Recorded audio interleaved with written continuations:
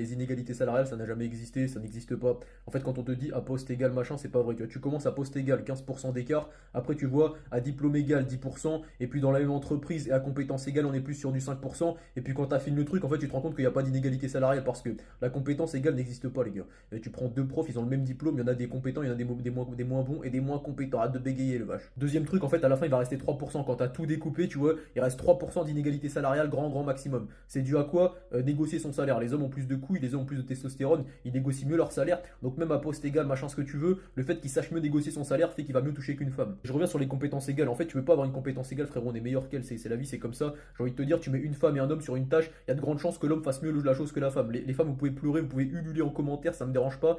Faudra juste admettre un jour qu'on est plus compétent que vous dans l'immense majorité des domaines. Les plus grands chefs cuisiniers sont des hommes, les plus grands athlètes sont des hommes, les plus grands joueurs d'échecs sont des hommes, les plus grands scientifiques sont des hommes, les plus grands tout ce que tu veux sont des hommes. En fait, on est meilleur que vous, c'est la